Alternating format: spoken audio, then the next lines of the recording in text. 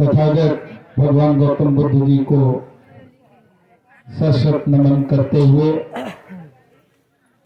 बहुजन समाज में जन्मे सभी संतों, गुरुओं एवं महापुरुषों में से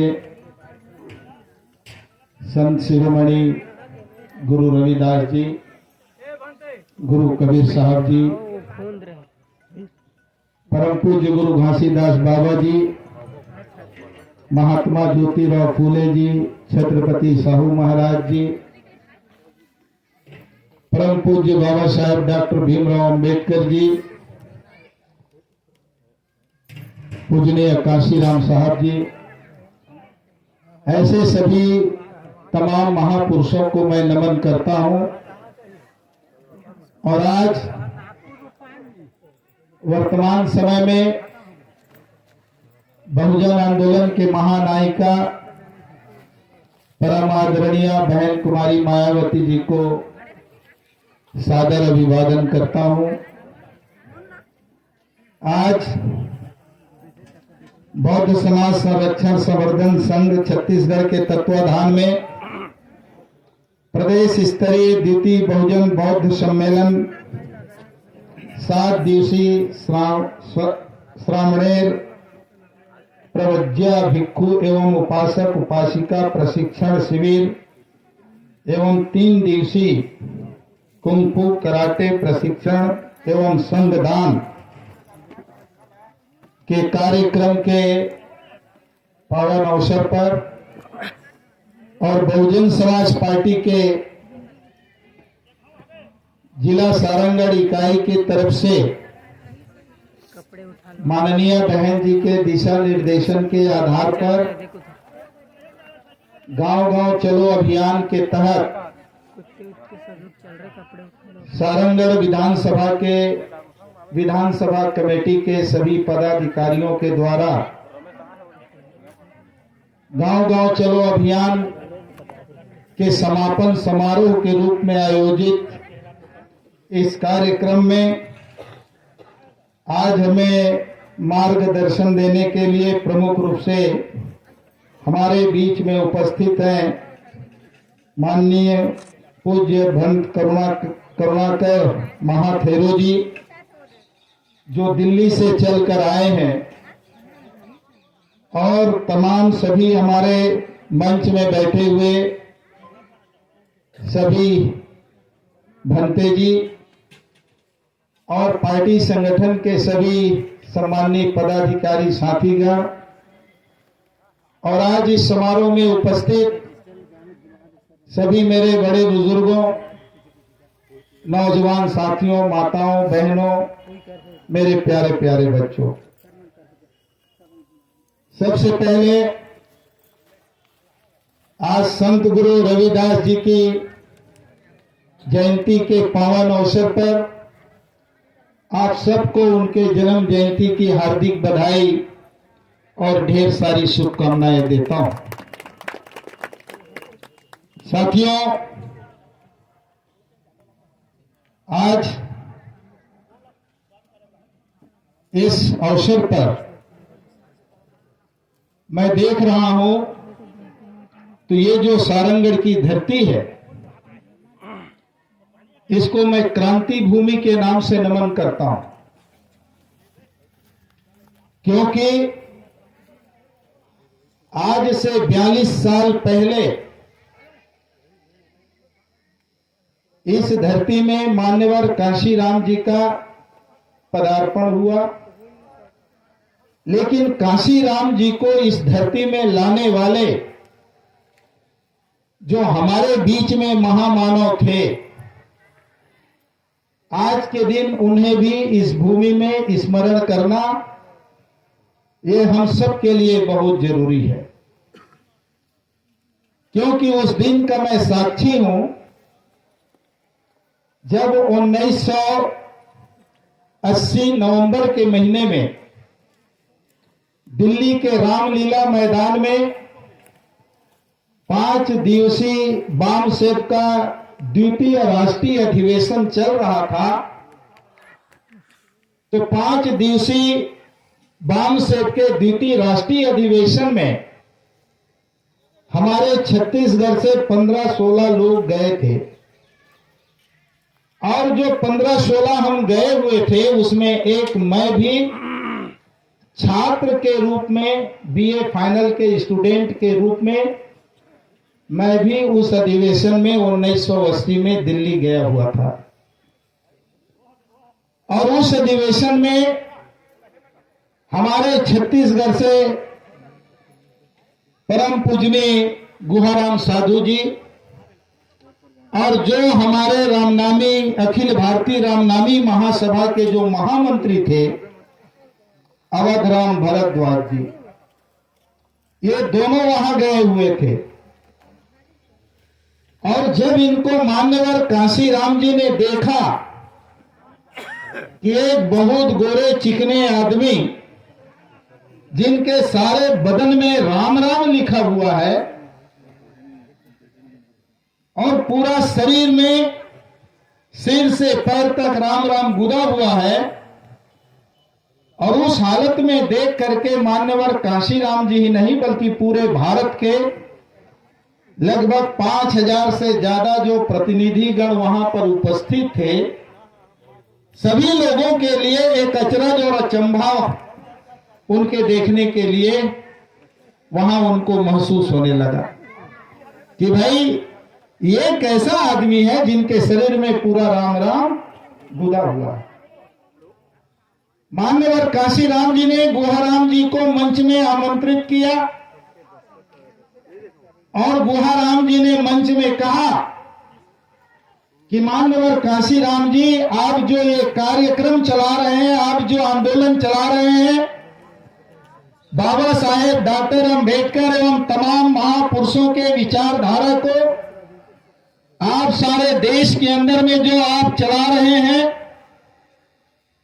तो आपको हम अपने छत्तीसगढ़ में आमंत्रित करते हैं। आप हमारे छत्तीसगढ़ में भी आप आने का कष्ट करें, क्योंकि आप देख रहे हैं, मेरे तरफ देखिए, जैसे आप मुझे देख रहे हैं ऐसे सारंग हमारे छत्तीसगढ़ में लाखों लोग हैं जो पूरे शरीर में राम राम लिखाकर हर साल राम नाम के नाम पर एक बड़े भजन मेला का आयोजन होता है और लाखों के तादाद में लोग पूरे बदन में राम राम लिखाकर रामचरितमानस का पाठ करते हैं। हम जिसमें फंसे हुए हैं, इससे आप हमें मुक्ति दिलाएं, इससे आप हमें छुटकारा दिलाएं। अगर आप छत्तीसगढ़ एक बार आते हैं तो निश्चित रूप से छत्तीसगढ़ में भी हमें इससे मुक्ति मिलेगी, इससे छुटकारा प्राप्त करेंगे। साथियों, आप सभी साथियों को संक्षेप में इतना बताना चाहूंगा कि 1756 में परम पूज्य गुरु घासीदास जी पैदा हुए और गुरु घासीदास जी ने सतनाम का आंदोलन चलाया। तो सतनाम के आंदोलन को काउंटर करने के लिए एक दूसरा आंदोलन चला जिसे रामनामी आंदोलन के नाम से जाना जाता है। और ये रामनामी आंदोलन, जैसे सतनाम आंदोलन जोर पकड़ा तो ब्राह्मणों को लगा कि अगर सतनाम का आंदोलन चलेगा तो यहाँ का जितने भी शेड्यूल कास्ट के लोग हैं, शूद्र समाज के लोग हैं, ये अंधविश्वास से, पाखंड से ये मुक्त हो जाएंगे। तो इनको कैसे हम अपने जाल में फंसा करके रखें। तो 1885 में एक दूसरा आंदोलन का शुरुआत हुआ, वो रामनामी आंदोलन के नाम से।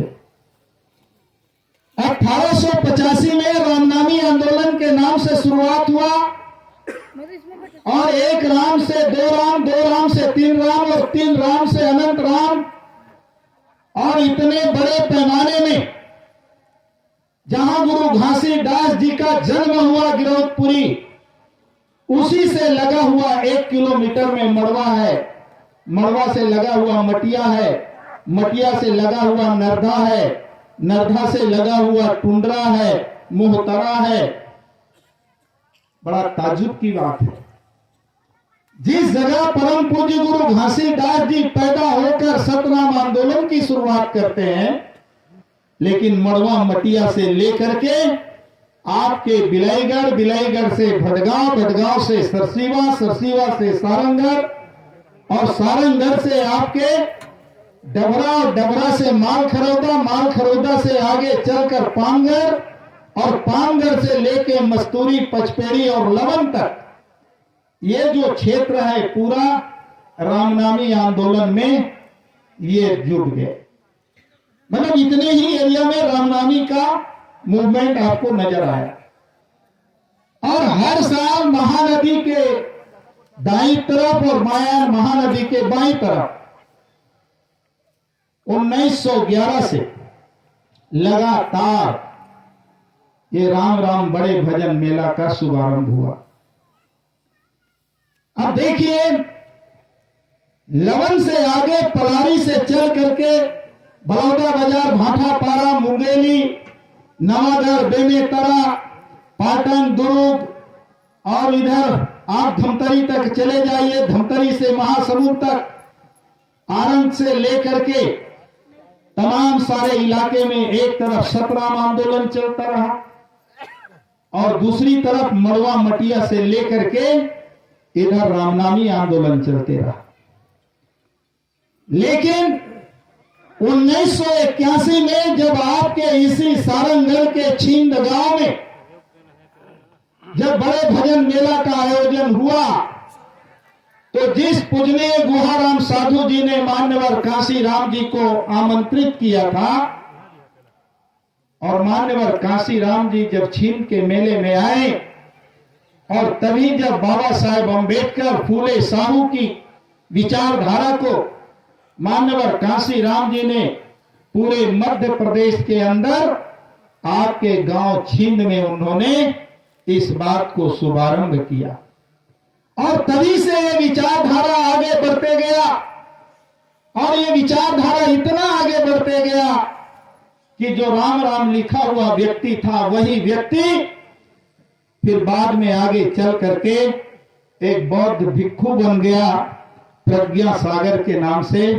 जिन्हें हम लोग जानते हैं। और उसी प्रज्ञा सागर भंते जी के द्वारा उनके अथक प्रयासों से और उनके जो भी उस समय के नजदीकी सहयोगी कुछ और भंते बने, जिन लोगों ने बुद्ध विहार के नाम पर इस जगह को उन्होंने संरक्षित करने का काम किया।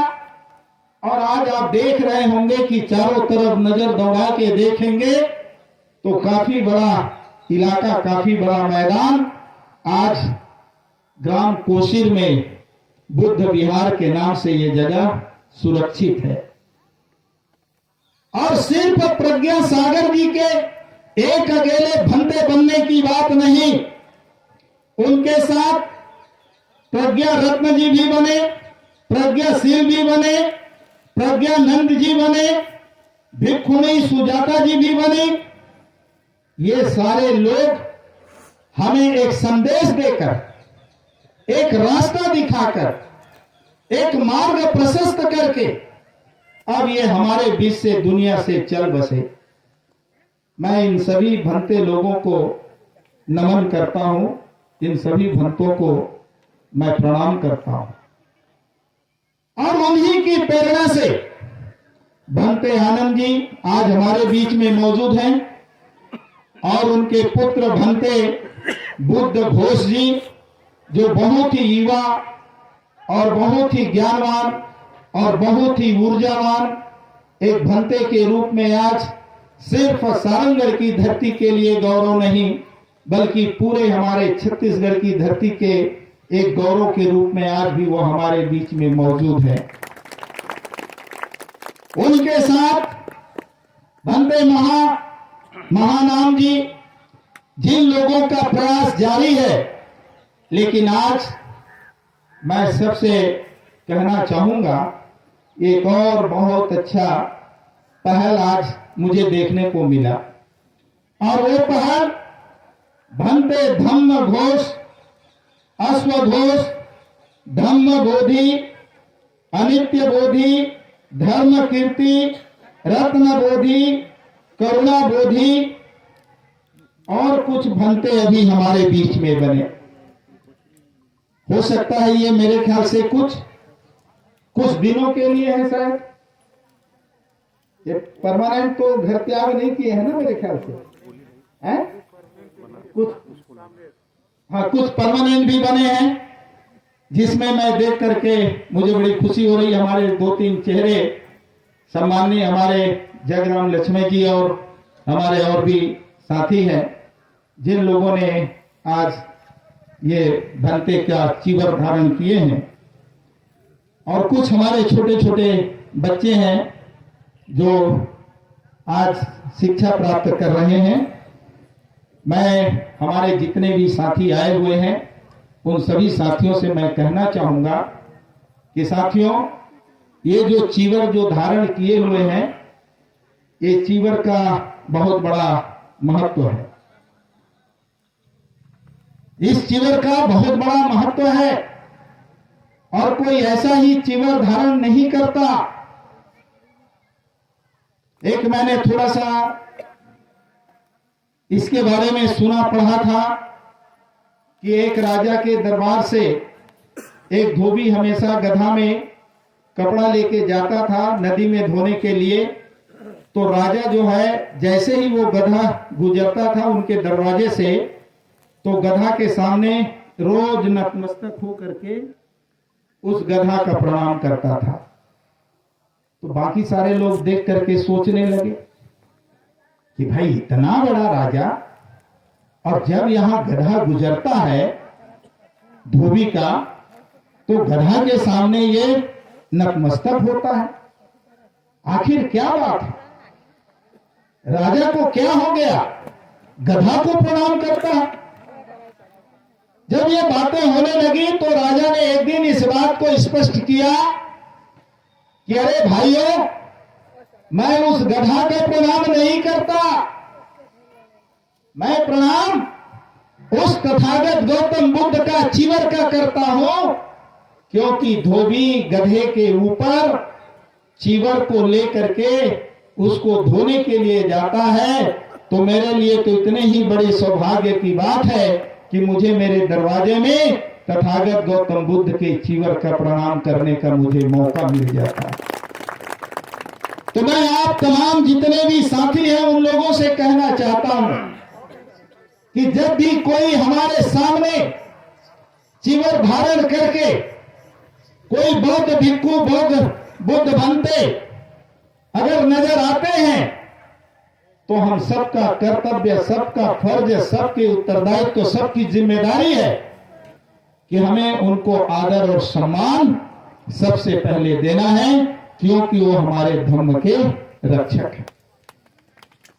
इसलिए आज ये जो सारंगढ़ की धरती है, यहां बुद्ध के जो विचारधारा है, बुद्ध का जो मिशन है, उस मिशन को आगे बढ़ाने का जो काम हुआ और यहां से जो विचारधारा पूरे छत्तीसगढ़ के अंदर में जो प्रवेश कर रहा है, तो इसके लिए मैं इस धरती को नमन करता हूं। और साथ ही मैं ये कहना चाहता हूं कि साथियों, आज इस क्षेत्र में हम सबको काम करते हुए वर्षों बीत गया। लगभग 1980 से लेकर के आज तक के अगर हम देखें तो 43 साल का समय बीत गया। और इस 43 साल में आज हम लोग कहां हैं? आज हमारी उपस्थिति इस बात को साबित करता है कि हम कितने लोग यहां पर इकट्ठे हैं। हम कुछ चंद जो अपने आप को कार्यकर्ता या नेता, जिस रूप में हम अपने आप को देखते हैं, मानते हैं, मैं जहां तक समझता हूं हम अकेले तो चल रहे हैं, लेकिन अपने साथ लोगों को चलाने का काम नहीं कर रहे। अगर आज जितने हमारे कार्यकर्ता हैं, जितने हमारे समर्थक हैं, जितने भी इस आंदोलन से जुड़े हुए लोग हैं, जब ऐसे महान विभूति हमारे सारंगढ़ में आ रहे हैं और वो भी दिल्ली से चल के आ रहे हैं, तो सिर्फ हमें ही श्रवण करना है, सुनना है, ऐसी बात नहीं, बल्कि हमें अपने पूरे फैमिली के साथ, बीवी और बच्चों के साथ यहां इकट्ठे होकर के ये धम्म की चर्चा, धम्म का उपदेश हम सबको सुनना चाहिए और समझना चाहिए। लेकिन हम कुछ लोग चले आए, चलो तो वहां पर क्या होता है देखते हैं। सिर्फ आए, सुने, चले गए, लेकिन बात को आगे बढ़ाने का काम हम नहीं कर रहे हैं। दो बार यहां पर आप लोगों ने विधानसभा की सीट जीती, आप लोगों ने नहीं जीता, जो जीत के गया उसने नहीं जीता। अगर यहां जीत हुई तो बाबा साहेब अम्बेडकर के विचारधारा की जीत हुई, मान्यवर कांशीराम जी के आंदोलन की जीत हुई। लेकिन अब हम शिथिल पड़ते जा रहे हैं, ठंडे पड़ते जा रहे हैं। और इस जगह के बारे में मुझे पता चला कि कुछ लोगों को ऐसा लगता है कि इस जगह से ये बौद्ध भंते लोगों को, भिक्षुओं को यहां से हटा करके इस जगह को हम और कोई दूसरे पर्पस के लिए, उद्देश्य के लिए काबिज कर ले। तो मैं आप सभी साथियों से कहना चाहता हूं, भंते प्रज्ञा सागर जी ने एक बहुत बड़ा धरोहर हम सबके लिए यहां छोड़ करके गया है। इतने बड़े मैदान में क्या क्या नहीं बन सकता, यहां क्या क्या नहीं कर सकते, यहां क्या क्या नहीं हो सकता। सवाल इस बात का है कि हमारे सोच में परिवर्तन आना चाहिए, हमारे अंदर में कुछ करने की तमन्ना होनी चाहिए, हमारे अंदर में कुछ करने का जज्बा होना चाहिए, कुछ संकल्प होना चाहिए। मैं जहां तक समझता हूं, इस जगह को हम और बहुत बड़े पैमाने पर इसको बना सकते हैं, इसका विकास कर सकते हैं। जैसे बहन मायावती जी ने जब सत्ता में आई तो आपने देखा होगा, आज कोई भी व्यक्ति ऐसा नहीं है जो अपने खुद के 5 डिसमिल जमीन डॉक्टर बाबा साहेब अम्बेडकर के नाम पर दे सके। कई जगह तो मैं देखता हूं कि अगर घुरुआ है जहां कचरा फेंका जाता है और वहां बाबा साहेब अम्बेडकर का स्टेचू लगाने का अगर हम सोचते हैं, तो जो कब्जा किया हुआ कब्जाधारी है, घुरुआ जैसे जगह को बाबा साहेब डॉक्टर के अम्बेडकर के नाम से देना नहीं चाहता। यहां पर स्टेचू लगाएंगे भाई, साफ सफाई हो जाएगा, इसको हम कुछ अच्छा जगह बना देंगे। तो जो घुरुआ के नाम से कब्जा किया हुआ है, वो घुरुआ को भी देने के लिए तैयार नहीं होता। जरा सोचो, आज इतनी बड़ी जगह आप लोगों के सामने है, क्यों आप इतना जागरूक नहीं हो रहे हो? और कोई आए और आकर के धमका के चला जाए, कहे कि ये जगह खाली कर दो। मैं आपको बताना चाहूंगा कि जो गुरु रविदास जी की आज जयंती मना रहे हैं, गुरु रविदास जी के बारे में सारी दुनिया जानती है कि गुरु रविदास जी चमार बिरादरी में पैदा हुए थे। चमार के नाम से उनको जाना जाता है। लेकिन एक बात तो सोचो, 2500 साल पहले तथागत बुद्ध ने मानवता का संदेश दिया। इस देश से जाति वर्ण की व्यवस्था को समाप्त करने की लड़ाई तथागत गौतम बुद्ध ने लड़ा। और तथागत बुद्ध के बाद अगर इस देश के अंदर में इस जाति के खिलाफ लड़ाई लड़ने का काम जिन महापुरुषों ने किया, जो बात बुद्ध जी ने कहा वही बात गुरु रविदास जी, गुरु कबीर साहब, गुरु घासीदास जी ने कहा। लेकिन इस देश के ब्राह्मणवादी लोगों ने बुद्ध को स्वीकार नहीं किया। बुद्ध के विचारों को, बुद्ध के आंदोलन को भारत से मिटाने का काम किया। लेकिन ऐसी क्या वजह थी कि गुरु रविदास जी को उन लोगों ने स्वीकार भी कर लिया। गुरु रविदास जी को उन्होंने स्वीकार किया, लेकिन बुद्ध को स्वीकार नहीं किया। हालांकि बात वही कहा जो बुद्ध जी ने कहा, वही गुरु रविदास जी ने कहा, गुरु घासीदास जी ने कहा, गुरु कबीर साहब ने कहा। लेकिन आप लोगों को मालूम होगा कि ब्राह्मणों ने बहुत तमाम तरह की कहानियां बना ली और गुरु रविदास जी को हरि के भक्त के रूप में उनको उन्होंने स्वीकार किया। ईश्वरवाद के तरफ उनको मोड़ने का काम किया, भक्ति से उनको जोड़ने का काम किया। लेकिन तथागत गौतम बुद्ध इन तमाम सारी चीजों के विरुद्ध थे। वो तार्किक थे, वो वैज्ञानिक थे। तो मैं आप सभी साथियों से कहना चाहता हूं, अगर हम पुराने प्राचीन भारत के इतिहास की तरफ जाएंगे तो आपको यह समझ में आएगा कि जिस समाज में हम लोग पैदा हुए हैं, ये समाज इस देश का सबसे पुराना प्राचीन बुद्धिस्ट समाज है। हम सब बुद्ध के मानने वाले लोग हैं, बुद्ध के अनुयायी हैं, बुद्ध के विचारधारा पे चलने वाले लोग हैं। लेकिन कालांतर में बुद्ध के विचारधारा को इन्होंने समाप्त करने का काम किया था। लेकिन आज वो बुद्ध का विचारधारा दूसरे रूप में हमारे सामने आगे बढ़ते गया। चाहे वो रविदास जी के माध्यम से हो, चाहे गुरु कबीर के माध्यम से हो, चाहे गुरु घासीदास जी के माध्यम से हो।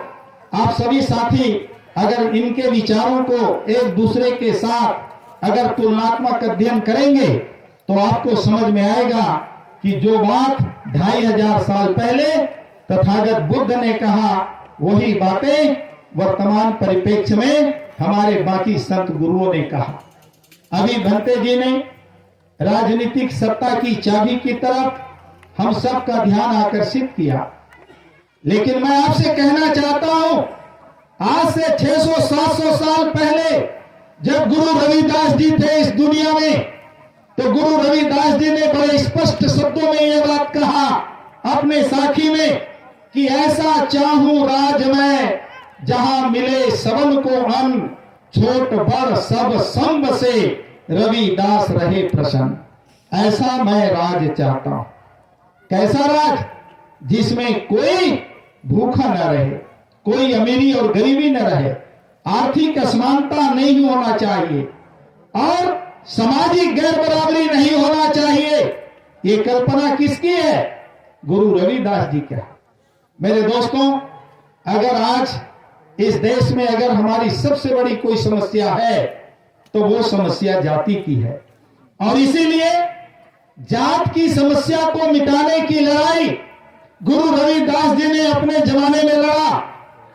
जात पात के फेर में उलझी रहे सब लोग, मनुष्यता क्यों खात है रविदास जात का रोग। आज मानवतावाद को खत्म करने का काम कौन कर रहा है? तो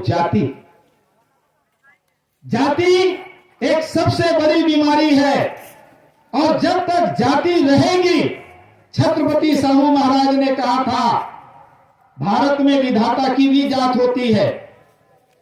जब तक जाति रहेगी, देश दरिद्र रहेगा, गुलाम रहेगा, लाचार रहेगा। देश की जल्दी तरक्की हो या देर से तरक्की हो, यह सिर्फ निर्भर करता है जाति के समाप्त होने पर। लेकिन जाति तब तक समाप्त नहीं हो पाएगी जब तक इस देश में शिक्षा का स्तर है उसमें जब तक अंतर रहेगा। अगर आज हम देखते हैं तो इस देश के अंदर में छत्रपति साहू महाराज ने यह भी कहा कि जब तक ब्राह्मणों का जन्म सिद्ध महत्व समाप्त नहीं होगा, इस देश के अंदर में जातियां समाप्त नहीं होगी। मेरे दोस्तों, इस जाति की बीमारी को खत्म करने की लड़ाई हमारे बुजुर्गों ने तो लड़ी, लेकिन हम देखते क्या है, आजादी के बाद अगर हम 75 वर्षों में देखें तो एक बात तो सब कोई करते हैं, सत्ता परिवर्तन होना चाहिए, सत्ता परिवर्तन होना चाहिए। और आजादी के इन 75 वर्षों में सत्ता परिवर्तन तो हो रहा है। कभी कांग्रेस की सरकार तो कभी भाजपा की सरकार, कभी भाजपा की सरकार तो कभी कांग्रेस की सरकार। और मुद्दे क्या बताएंगे? इस देश में कांग्रेस के राज में गरीबी है इसलिए सत्ता बदलो, बेरोजगारी है इसलिए सत्ता बदलो, महंगाई है इसलिए सत्ता बदलो, भ्रष्टाचार है इसलिए सत्ता बदलो, अन्याय अत्याचार हो रहा है इसलिए सत्ता बदलो। सत्ता बदल दिए, 5 साल के लिए सत्ता पलट गया। लेकिन अब 5 साल बाद वो दूसरी पार्टी वही बातें करते रहेंगे। गरीबी के कारण, बेरोजगारी के कारण, भ्रष्टाचार के कारण, अन्याय अत्याचार के कारण सत्ता परिवर्तन करो, फिर दूसरी पार्टी की सरकार बना दो। और आजादी की इन 75 वर्षों में आपने देखा होगा सिर्फ 2 पार्टी ही, पंडित जवाहरलाल नेहरू से लेकर आज नरेंद्र मोदी तक अगर आप देखेंगे तो बीच में थोड़े बहुत समय चाहे बीपी सिंह बने हो, चाहे चंद्रशेखर जी बने हो, चाहे गुजराल जी बने हो, चाहे देवेगौड़ा जी बने हो, ये बहुत ही कम समय के लिए कुछ लोग जरूर बने, लेकिन मुख्य रूप से 2 ही पार्टी की सरकार बनी। लेकिन मैं आप लोगों से कहना चाहता हूं, अगर इस देश में गरीबी है तो गरीबी का कारण क्या? गरीबी का कारण है इस देश की जाति व्यवस्था। अगर जाति व्यवस्था नहीं होती तो इस देश के अंदर में हम गरीब नहीं होते, क्योंकि इस देश का धर्मशास्त्र, इस देश का वर्ण व्यवस्था, इस देश की सामाजिक व्यवस्था, जिसने इस देश में धन रखने का अधिकार किसी जाति विशेष को दिया और इस देश के बहुसंख्यक मूल निवासी समाज के लिए कहा कि शूद्रों का धन कुत्ता, बिल्ली, घोड़े, गधे, सुअर होंगे, आपको धन नहीं रखना है। चले जाइए सारंगढ़ में, अगर एक सतनामी भोजनालय बना करके देख लीजिए, कोई आदमी आपके भोजनालय में जाकर के भोजन ग्रहण करने का काम नहीं करेगा, क्योंकि आपको जाति के आधार पर आपका व्यवसाय नहीं चलेगा। आपके व्यवसाय करने को आपको कोई सपोर्ट नहीं करेगा। तो जाति के कारण ही इस देश के अंदर में धन रखने का अधिकार दिया गया। तो आज अगर हम गरीब हैं तो कोई किस्मत से नहीं, कोई भाग्य से नहीं, कोई भगवान से नहीं। अगर आज हम गरीब हैं तो इस देश में जाति के कारण गरीब हैं। अगर आज इस देश के अंदर में बेरोजगारी है तो जाति के कारण है।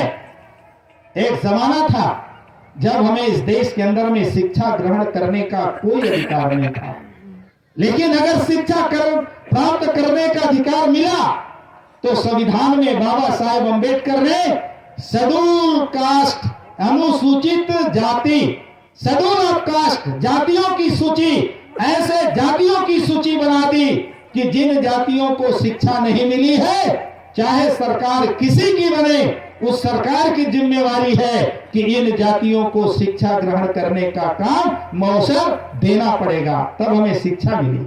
और उसी में उन्होंने लिख दिया कि पढ़े लिखे लोगों को पढ़ लिख जाने के बाद इस देश के कारोबार को चलाने के लिए उनको सरकारी सेवाओं में भी अवसर देना पड़ेगा।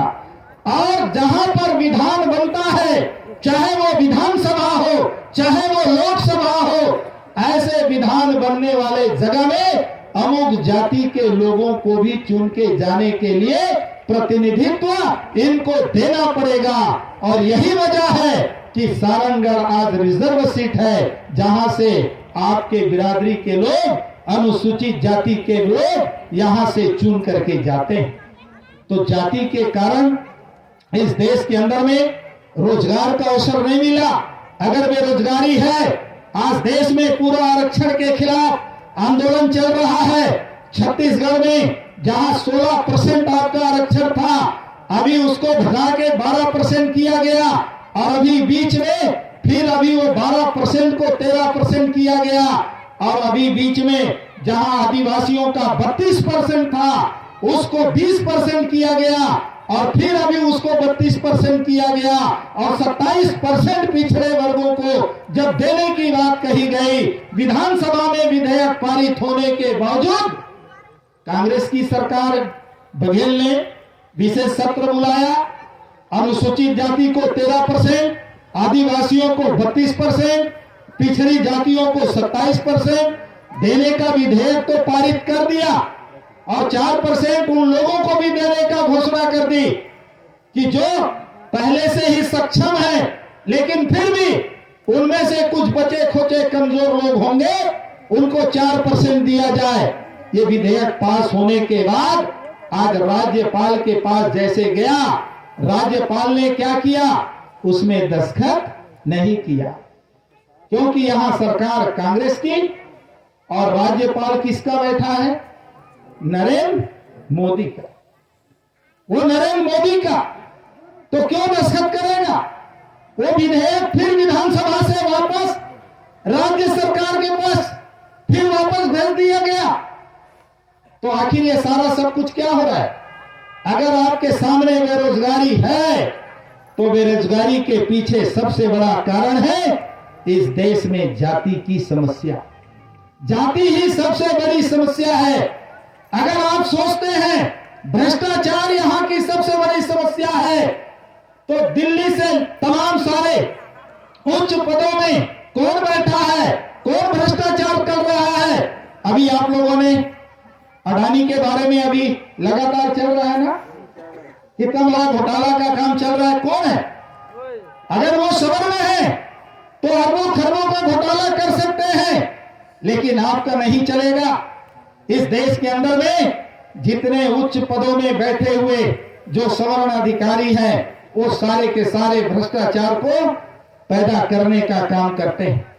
मेरे दोस्तों, तो आज भी इस देश के अंदर में आप थाना में चले जाइए, तहसील में चले जाइए, विकास खंड में चले जाइए, जिला मुख्यालय में चले जाइए, कोर्ट कचहरी में चले जाइए, जो भ्रष्टाचार करने वाले लोग हैं वो कौन लोग हैं? और इतना सारा भ्रष्टाचार करने के बावजूद उनको क्लीन चिट है। तो ये सारा जाति के कारण है। महंगाई कौन बढ़ा रहा है? इस देश के अंदर में प्रोडक्शन कौन कर रहा है? लेबर तो हम हैं, लेकिन फैक्ट्री, कल कारखाना, उद्योग किसी और का है। वो सारा के सारा मूल्य बढ़ाने का काम करते हैं। हम गरीब क्या करते हैं? हम कोई कीमत बढ़ाने का काम नहीं करते, क्योंकि उनको मालूम है कि जब तक ये गरीब रहेंगे ये लाचार रहेंगे, और जब तक लाचार रहेंगे ये हाथ फैला करके बिकने के लिए तैयार रहेंगे, और जब तक ये हाथ फैलाकर बिकने के लिए तैयार रहेंगे हम इनके हाथ में टुकड़े डालते रहेंगे और हम सरकार बनाते रहेंगे। इसलिए वो सत्ता परिवर्तन की बात करते। लेकिन मेरे दोस्तों, मान्यवर कांशीराम जी ने कहा हमें सत्ता परिवर्तन ही नहीं, सत्ता तो कभी भी परिवर्तन हो सकता है, कभी भी हम बदल सकते हैं, लेकिन इस देश में असली जरूरत है तो सामाजिक परिवर्तन और आर्थिक मुक्ति का।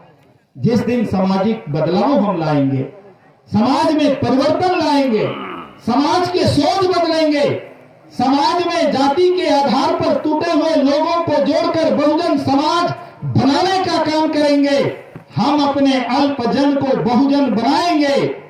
निश्चित रूप से साथियों, उस दिन के अंदर में हम बहुमत साबित कर सकेंगे, और बहुमत साबित कर पाएंगे तब कहीं हम सत्ता हासिल कर पाएंगे, और जब सत्ता हासिल हो पाएगा तो फिर बाकी सारी समस्याओं का समाधान कर पाएंगे।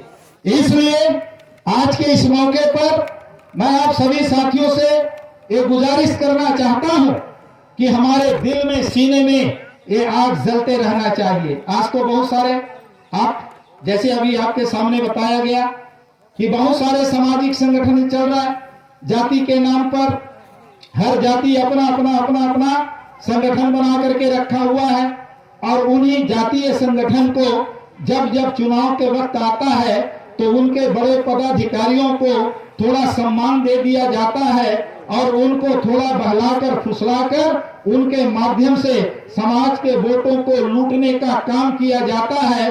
तो जाति के कारण ही आपका वोट भी लूटा जाता है, जाति के आधार पर ही आपका वोट लूटा जाता है, और इसी आधार पर साथियों जो चंद मुट्ठी भर लोग हैं उनकी सरकार बन जाती है। आप सभी साथी जानते हैं 1885 में कांग्रेस बनी, और 1885 में जब इस देश में कांग्रेस बनी तो आपको ये मालूम होना चाहिए 1920 में जब गांधी जी इस देश में कांग्रेस का कमान संभाला तो 1920 में ही कांग्रेस से एक नेता अलग होकर के निकला, डॉक्टर हेडगेवार। और डॉक्टर हेडगेवार कहां से निकला? कांग्रेस से निकला, और कांग्रेस से निकलकर हिंदू राष्ट्र के नाम पर, हिंदुत्व के नाम पर 1925 में आरएसएस बनाया, वही आरएसएस 1951 में जनसंघ बन गया और वही जनसंघ 1977 में जनता पार्टी बन गई और वही जनता पार्टी 1980 में भारतीय जनता पार्टी बन गई। लेकिन आज जो भारतीय जनता पार्टी के नाम से जिनको आप जानते हैं, आखिर वो निकली कहां से? कहां से निकली? कांग्रेस से न निकली। अब एक कांग्रेस जो बना वो दो फाड़ हो गया, एक तरफ कांग्रेस, एक तरफ भाजपा, और ये दोनों के दोनों एक ही थैली के चट्टे बट्टे या एक ही सिक्के के दो पहलू, चाहे इसको दो चाहे इसको दो, देना उसी को। और पार्टी किनकी है? तो ये पार्टी में ना तो आपके समाज का दिमाग लगा, ना तो आपके समाज का पैसा लगा, ना आपके समाज का मेहनत लगा, सिर्फ आपका वोट लेने का काम किया जाता। लेकिन धन्य है मान्यवर कांशीराम जी, वो इन बातों को समझा और उन्होंने समझ करके देखा कि जो अल्पजन है उनकी पार्टियां हैं, लेकिन जो बहुजन है जिनके पास बहुत ज्यादा वोट है, उनके पास कोई पार्टी नहीं है। तो उन्होंने एक पार्टी बना दी, बहुजन समाज पार्टी। पार्टी तो बन गई, लेकिन वोट आज भी हम बहुजन लोग बहुमत साबित करने का काम नहीं कर पाते।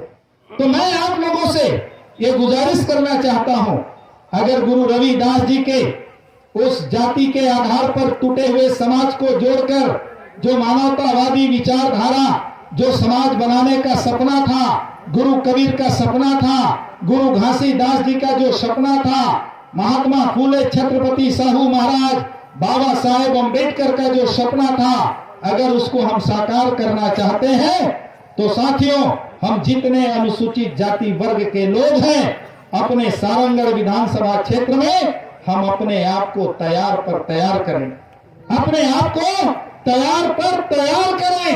ये मत सोचना कि अरे यार हमारे लोग तो देते हैं, हमारे लोगों की कोई चिंता की बात नहीं है। मैं आपको याद दिलाना चाहता हूं, जितने भी जाति संगठन बनाए गए हैं, उन सारे जाति संगठनों के आधार पर आज आपका समाज आपसे पीछे हटता जा रहा है। बड़े पैमाने पर वो बेक मार रहे हैं, पीछे भाग रहे हैं। इस मुगाफत में नहीं रहना। आप शेड्यूल कास्ट के लोगों को आपको तैयार पर तैयार करना है, लेकिन दूसरी तरफ जो अन्य पिछड़ी जाति के लोग हैं, चाहे वो साहू समाज हो, यादव समाज हो, मरार समाज हो, केवट समाज हो, लोहार समाज हो, तमाम सारे पिछड़े वर्ग समाज के लोग हैं, उन समाज के लोगों के बीच में आपको जाना और जा करके उनके बीच में भाईचारा की बात बता करके, पिछड़े वर्ग के महापुरुषों के इतिहास को बता करके, क्योंकि अभी फूले जी मरार के घर तक नहीं पहुंचा, छत्रपति साहू महाराज कुर्मी तेली के घर तक नहीं पहुंचा। अगर आप लोग फूले साहू को अगर पिछड़े वर्गों के घर तक ले जाने का काम करेंगे, अगर ललाई सिंह यादव को पिछड़े वर्गों के घर तक ले जाने का काम करेंगे, अगर पेरियर जी को पिछड़े वर्गों के घर तक ले जाने का काम करेंगे, नारायणा गुरु को अगर पिछड़े लोगों के घर तक ले जाने का काम करेंगे, जगदेव बाबू को, रामस्वरूप वर्मा को अगर पिछड़े वर्ग के लोगों के घर तक ले जाने का काम करेंगे, तब कहीं जाकर के पिछड़े वर्गों के लोगों के अंदर में ये सोच पैदा होगा। लेकिन आप हर जगह एक ही बात करेंगे तो एक ही बात सभी लोगों के लिए लागू नहीं होगा। आदिवासियों के बीच में कौन सी बात करनी है, पिछड़े वर्गों के बीच में कौन सी संदेश को पहुंचाना है, ये सारी बातें हम लोगों को समझ होनी चाहिए।